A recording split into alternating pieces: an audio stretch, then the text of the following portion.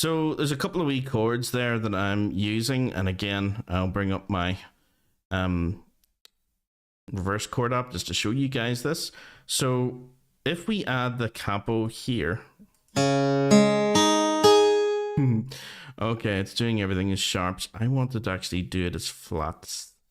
So can I do that? If I go in here and just change, should be enharmonic equivalence. Is that going to help? Don't think that does. No. Maybe I do that. Okay, so yeah, this is the tuning I'm more into the flats, A flat, E flat, A flat. The reason why I think of it more in terms of flats is because it's, to me, the minors just sound like, you know, they're being pulled down a wee bit more. So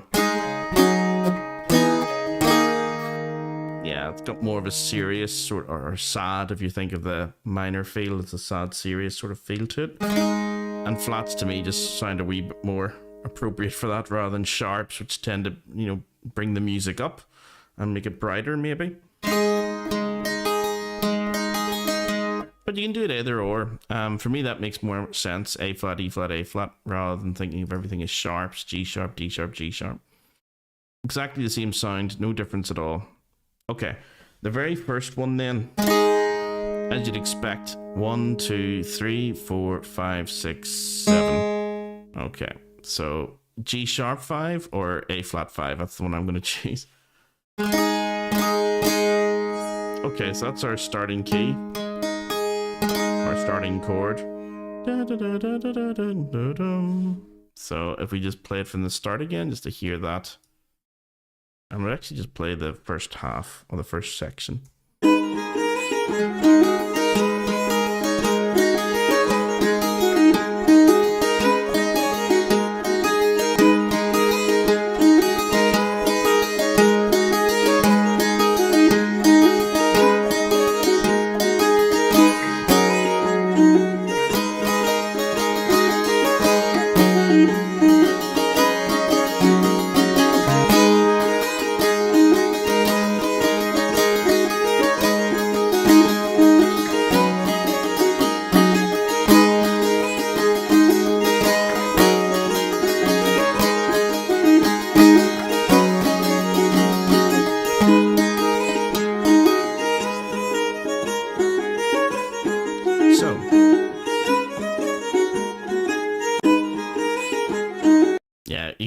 Play that over and over. You can of course play this as a drone the whole way through, so it's just, so a little tip, when you've got a tune that's like this, that allows you quite a lot of free movement in terms of polyphonic movement across, or counter melodies or something, usually that's going to be indicated by the fact that you can just drone with the same chord quite a bit. That is perfect opportunity to be adding in little bits and little counter melodies, little motifs, little melodic ideas all over the place. So yeah, when you're just starting off, just get used to the rhythm, get used to the chord, get used to the strumming. Try to after a while, instead of just strumming everything, try to just focus on the top 3 courses, course 1, 2 and 3. Try to avoid hitting the 4th, the bass one. Just focus on the...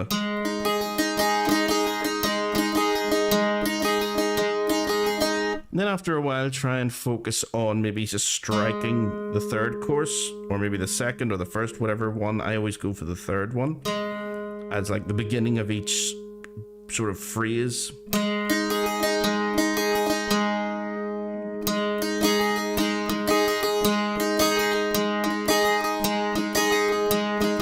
And don't worry if the rest of it's a wee bit messy, just as long as you get that bum dum on the beat.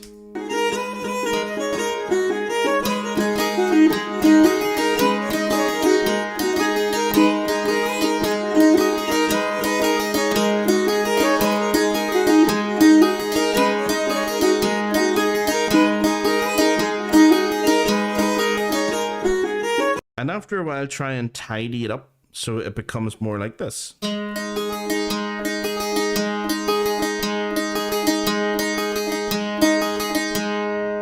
Okay, so it's like 3 stages that you're moving through, just strumming the full chord. And I would actually alternate between these depending on context. Like if you're in a very loud and session environment, you may want to focus more on, the full chord. Or if it's just you and one other musician, like me and Olivia, or like another fiddle player, if it's just like the 2 of us, like arpeggiated style is much more appropriate. Especially if the bar is a bit quieter, or you're not like in a, in a loud environment.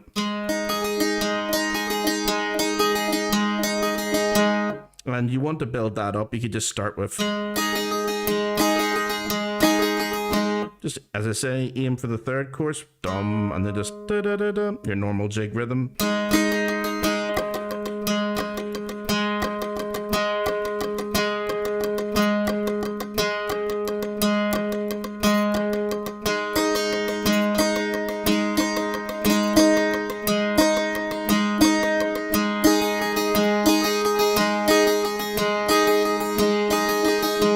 And then after a while, individual.